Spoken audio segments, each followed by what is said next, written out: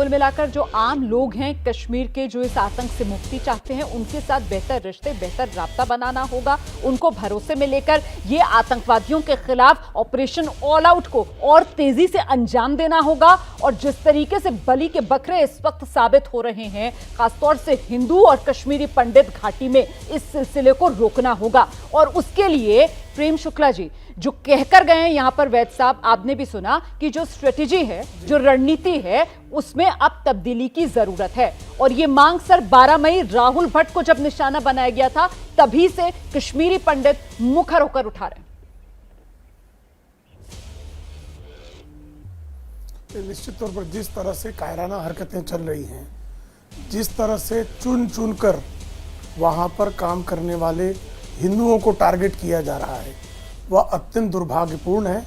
और चूंकि आतंकवाद के समूल नाश की जबरदस्त कार्रवाई पिछले कई वर्षों से घाटी में चल रही है, ऐसे में अब उन्होंने अपनी रणनीति आतंकवादियों ने बदली है और वो टारगेटेड किलिंग कर रहे हैं। ऐसे टारगेटेड किलिंग करने वालों के खिलाफ कार्रवाइयां तो तीव्र हो ही रही हैं जी। और स्ट्रेटजी जो परिवर्तन करने की आवश्यकता है वो पुलिस निश्चित तौर पर वहां करेगी, सुरक्षा बल निश्चित तौर पर वहां करेंगे। और इसीलिए आप देख रही हो कि राहुल भट्ट के हत्यारों को 24 घंटे के भीतर उनको जो है जानू पहुंचा दिया गया। उसी तरह से जो टीवी सितारा थी असरीन भट्ट, उनके हत्यारों को भी 48 घंटों के भीतर मौत के घाट उतार दिया गया। लेकिन यह सत्य है कि एक भी निर्दोष नागरिक हमारा जब मारा जाता है, जिसकी हत्या की जाती है, नृशंसता की जाती है, तो हमारी सारी व्यवस्था पर प्रश्न चिन्ह खड़ा करता है। हमारा दायित्व है कि हर नागरिक को हम सुरक्षा का बोध कराएं, सुरक्षित रखें और एक भी हत्या ना होने पाए। ऐसे में आतंकवाद के समूल नाश की गतिविधि को और तीव्र करना यह हमारी प्राथमिकता होगी। और यह निश्चित समझें कि अंततः आतंकवाद, आतंकवादियों के समर्थक, आतंकवादियों के पालक, आतंकवादियों के निर्यातक ये हारेंगे और भारत और भारतीयता जीतेगी। ठीक है सापरा साहब, किस तरीके से ये मुमकिन हो पाएगा? आप क्या सलाह देंगे इस वक्त सरकार को?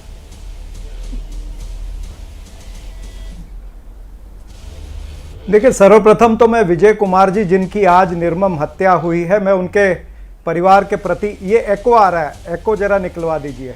ठीक है सर, एको तब तक ठीक कराते हैं, तब तक हम माजिद हैदरी का रुख कर लेते हैं। टेक्निकल दिक्कत आ रही है कुछ सापरा साहब को। सापरा साहब सही है, अब दिक्कत तो नहीं है? नहीं, मैं बोल रहा हूँ, हाँ मैं बोल रहा हूँ। ठीक है, बोल रहा हूँ।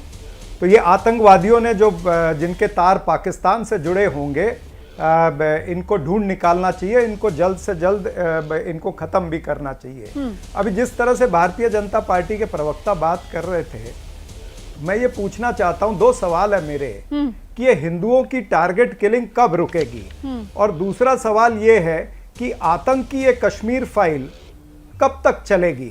यानी आप कहते हैं कि राहुल भट्ट को जिसने मारा हमने उसको मार दिया, अफरीन भट्ट को उसका कत्ल जिसने किया हमने उसका कत्ल कर दिया, ये सब अच्छी बातें हैं, मैं भी तारीफ करता हूं, हमारी फोर्सेस की तारीफ करता हूं कि फोर्सेस ने अच्छा काम किया है।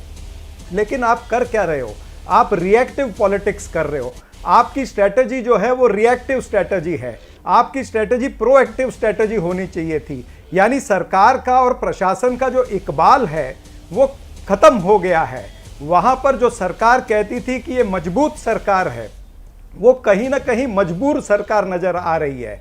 जिस तरह से 2 दिन में 3 हत्याएं, 3 दिन में 2 हत्याएं, या पिछले कई दिनों में आपने बताया 20-21 दिनों में 7 हत्याएं, इस तरह से ये हत्या का दौर जो है ये कब तक चलेगा, ये कहीं ना कहीं थमना चाहिए। और फिर ठीक कहा वैद साहब ने कि आपको पता है कि टारगेट किलिंग हो रही है, तो फिर ये हिंदुओं को जो माइनॉरिटी में है वहां पर, इनको क्यों इस जगह में लगाया जा रहा है? कौन अक्लमंद आदमी है जो वहां पर लगाता है जहां पर उनकी जान को खतरा है? आज कश्मीरी पंडित हो या दूसरे हिंदू हो या बाहर से जो प्रवासी मजदूर है, वो सारे वहां पर। आपने कहा कि साहब हिंदुओं की टारगेट किलिंग कब थमेगी?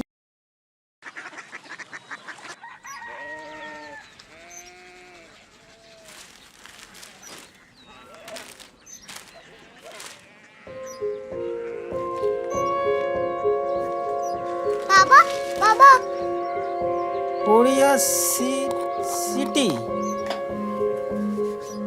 जानी ना?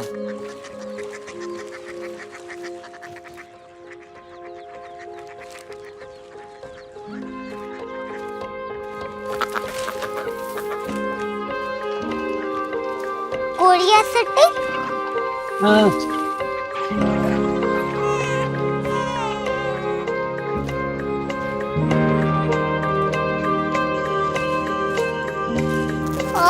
कोरिया सिटी कहाँ पे है?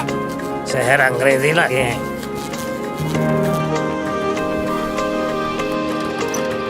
Korea city.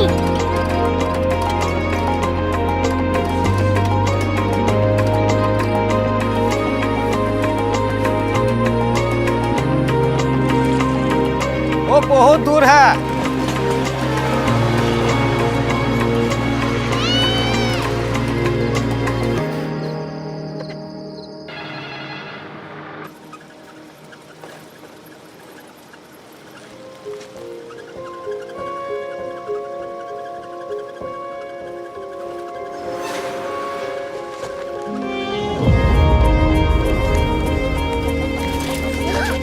Korea city.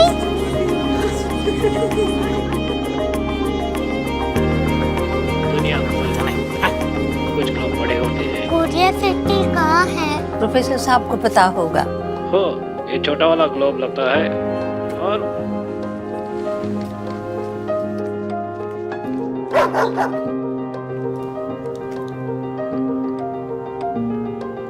पता नहीं, मेरी बेटी से जाके मिल लो, शायद उसे मालूम हो।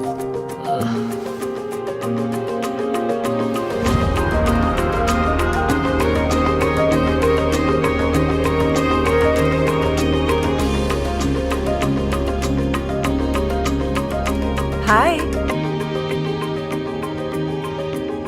बाबा ने भेजा है। Come here.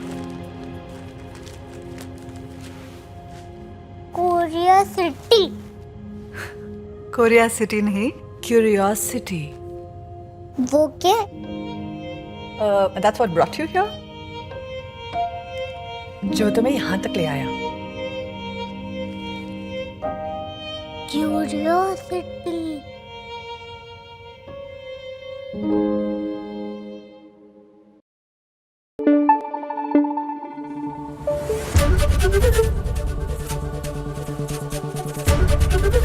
एबीपी न्यूज आपको रखे आगे।